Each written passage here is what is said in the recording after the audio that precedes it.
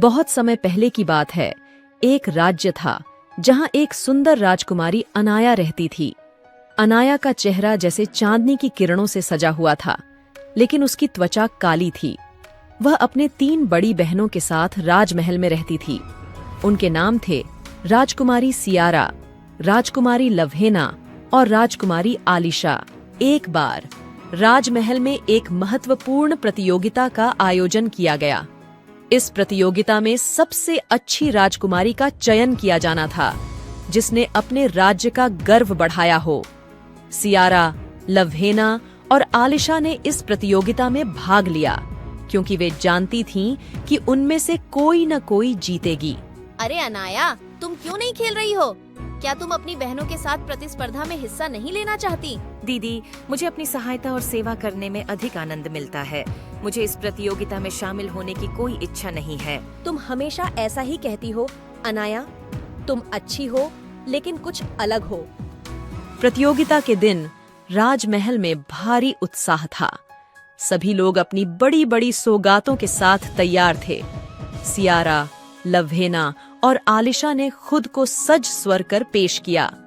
वे लोगों की ध्यान अपनी सुंदरता और फैशन पर खींच रही थीं। अनाया ने भी देखा, लेकिन उसने अपनी साधारण सादी पहनी और अपने अद्वितीय चेहरे पर मुस्कान लिए खड़ी रही। अरे, तुम बहुत ही अनोखी लग रही हो।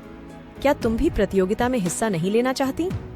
नहीं, मैं प्रतियोगिता में नहीं हिस्सा ले सकती। मेरे लिए सबसे अच्छा यह है कि मैं यहाँ हूँ और लोगों की सहायता कर सकूं। प्रतियोगिता शुरू हुई और सभी राजकुमारियों ने अपनी प्रदर्शन की शुरुआत की।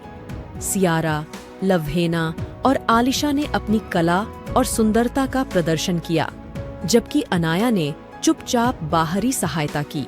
अनाया के दिल में कभी भी बुराई नहीं थी।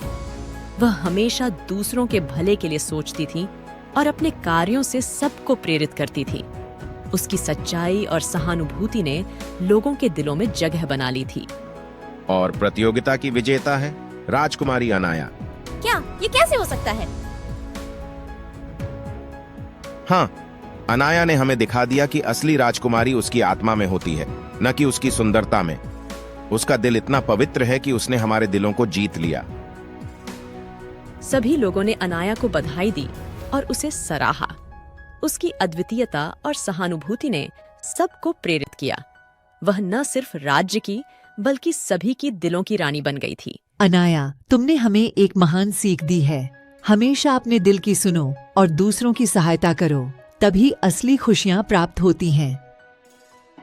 इस प्रतियोगिता से सभी लोगों ने यह सीखा कि सच्ची सुंदरता और अच्छाई दिल में होती है।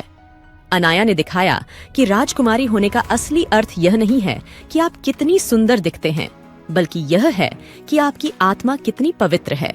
और इसी से हमें यह सीखना चाहिए कि हमेशा दूसरों की मदद करना और उनके साथ साझा करना हमें सच्ची खुशियां देता है।